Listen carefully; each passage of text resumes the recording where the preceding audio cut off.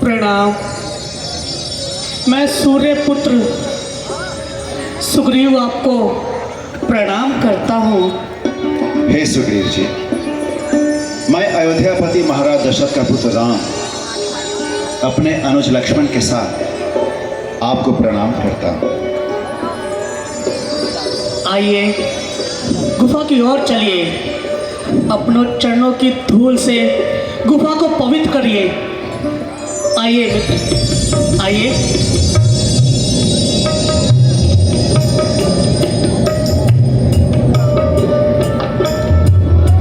विराजमान होइए।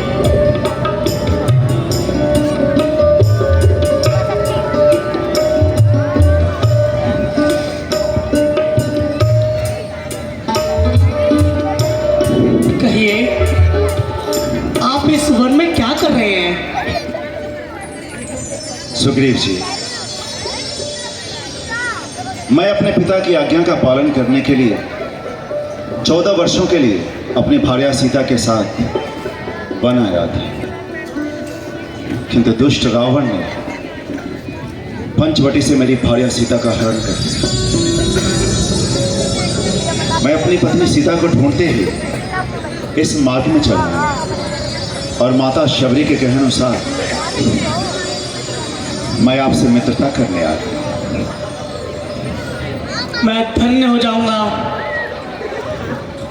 हे राम, जिस तरह आपने मित्रता का हाथ बढ़ाया है, मुझे ऐसा प्रतीत होता है कि मेरे शरीर में एक नया जीवन प्रदान हो गया हो। आप कहाँ मानव जाति से और मैं कहाँ वानर जाति से। आप मुझे वादा करिए कि जिस तरह पिता अपने पुत्र का हाथ कभी नहीं छोड़ता, उसी तरह आप मेरा हाथ कभी नहीं छोड़ेंगे।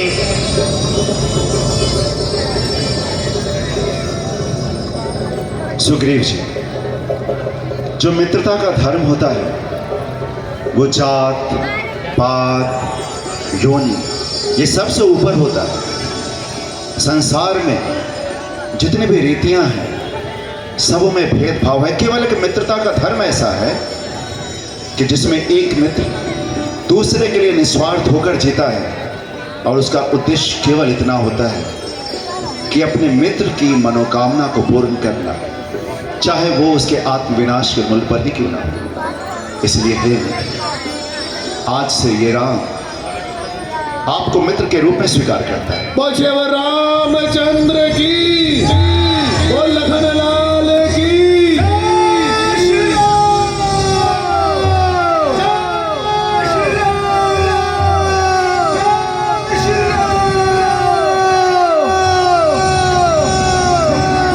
मैं तो धन्य हो गया आपकी मित्रता पाके। मैं धन्य हो गया। नहीं मित्र, मित्र में ना कोई बड़ा है ना छोटा है। इसमें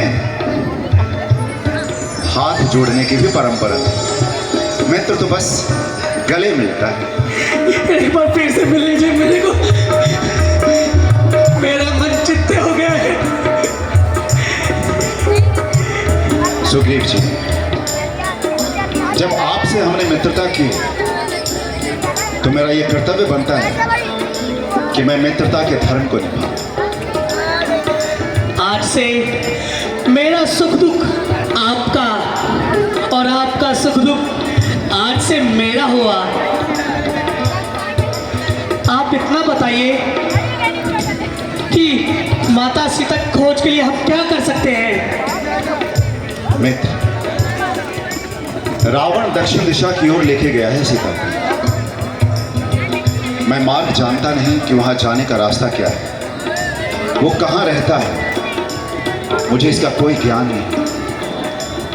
मित्र, एक दिन की बात है कि इसी पर्वत पर मैं अपने दुर्भाग्य को सोचकर रो रहा था कि तभी एक स्त्री को बलपूर्वक विमान में बैठाकर दक्षिण की ओर लेके जा रहा था। वो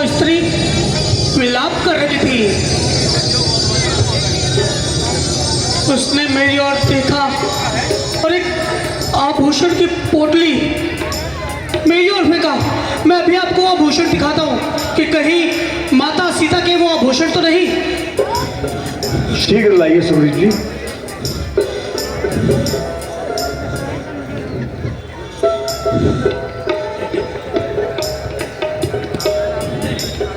ये वस्त्र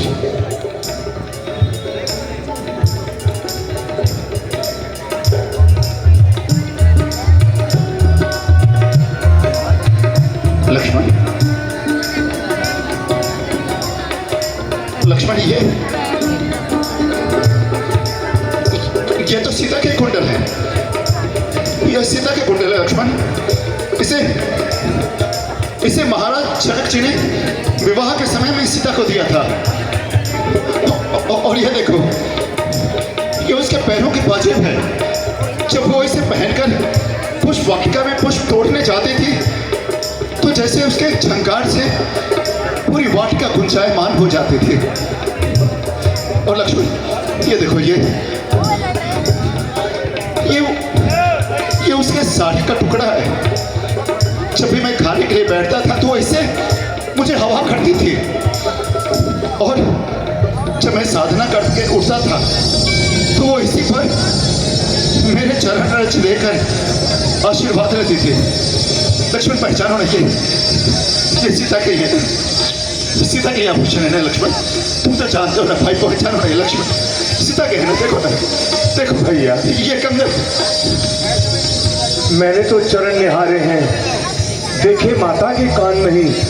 मैं तो चरणों का सेवक हूँ, मुझको कुंडल का ज्ञान नहीं।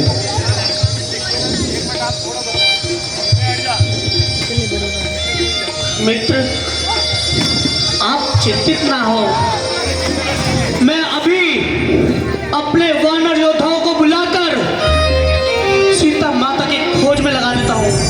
नहीं, नहीं,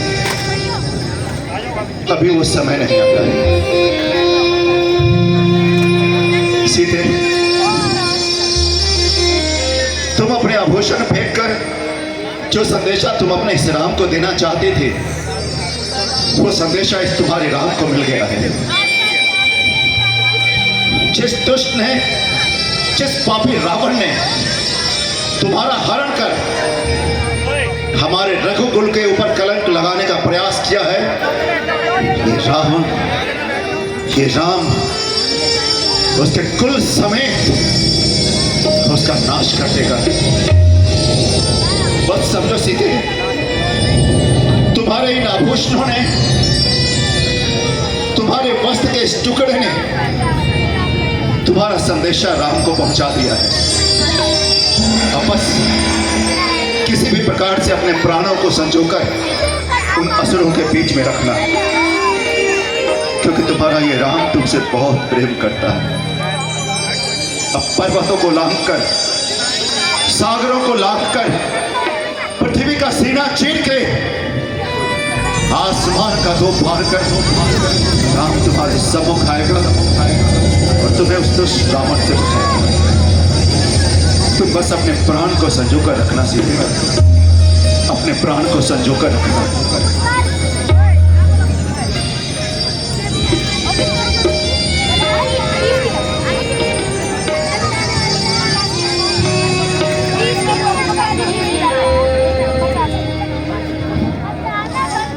मित्र,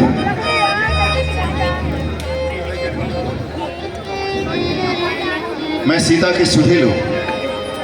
इसके पहले मेरा ये धर्म है कि मैं अपने मित्र के शोक को दूर करूं। इसलिए हे मित्र सुग्रीव, आप कृपया कर मुझे विस्तार पूर्वक बताएं कि आप तो किष्किंधा के राजा हैं, तो फिर आप इस प्रकार सुनसान इस ऋषिमुख पर्वत पर आप अपने इन चंद विश्वस्त सूत्रों के साथ में यहाँ कर क्या रहे? आप वहां क्यों नहीं रह गए? क्या हुआ था आपके साथ? मित्र, भाई बाली मेरा ज्येष्ठ भ्राता था। हम दोनों में अगाध प्रेम था। फिर पिता की मृत्यु के पश्चात ही भाई को किष्किंधा का राजा बना दिया और मैं निस्वार्थ भैया की सेवा करने लगा।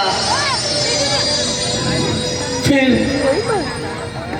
एक समय की बात है कि किष्किंधा नगर में मायावी दैत्य आया जो भैया का शत्रु था। उसने पूरे नगर में उत्पात मचा रखी थी और भाई बाली को युद्ध के लिए ललकारने लगा। भाई बाली मायावी दैत्य के पीछे चले गए और मैं भाई बाली के पीछे। मायावी दैत्य कभी इस ओर तो कभी इस ओर पूरे जंगल में उत्पात मचाने लगा, भैया के साथ युद्ध करने लगा। फिर मायावी दैत्य ने भैया को धोखे से एक गुफा में ले गया और भैया ने मुझे आज्ञा दिया कि द्वार पर मेरी प्रतीक्षा करो। कुछ दिनों के पश्चात उस गुफा के कंधार से एक लंबी रक्त की धारा बहने लगी। मैं सोचा कि भाई बाली मारा गया। मैंने अपनी जान बचाकर उस गुफा के द्वार को बड़े से पत्थर से बंद कर दिया और मैं किष्किंधा नगर को वापस आ गया। पर प्रभु, भाई बाली मारा नहीं गया, मैं जीवित था।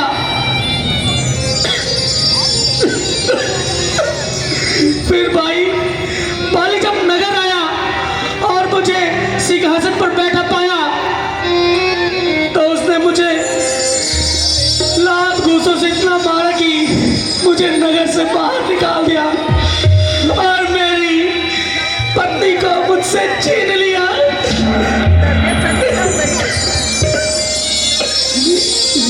बस तब से मैं इसी पर्वत पर छिपकर अपनी जान बचाए बैठा हूँ।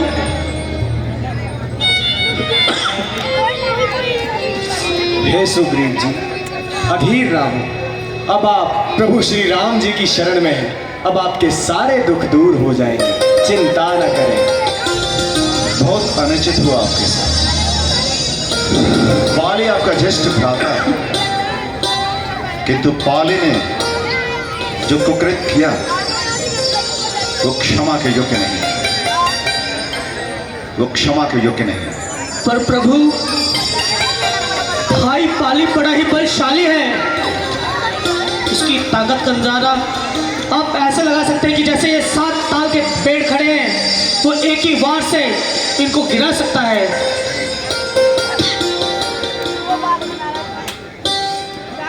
मित्र सुग्रीव, तुम्हारे कहने का तात्पर्य मैं समझ गया। यह आवश्यक है कि तुम बाली से युद्ध करने के लिए जाओ, उसके पहले तुम्हें मेरी शक्ति का भी आभास हो जाए।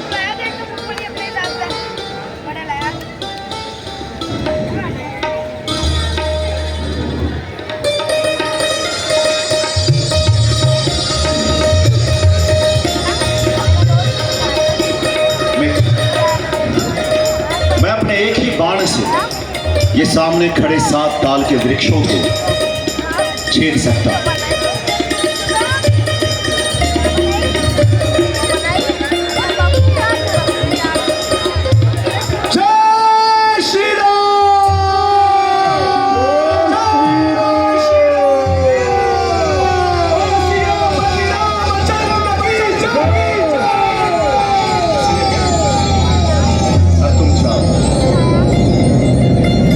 को युद्ध के लिए ललकार। जो आ गया मित्र, अब मैं चाहता हूं और भैया बाली को युद्ध के लिए ललकारता हूं।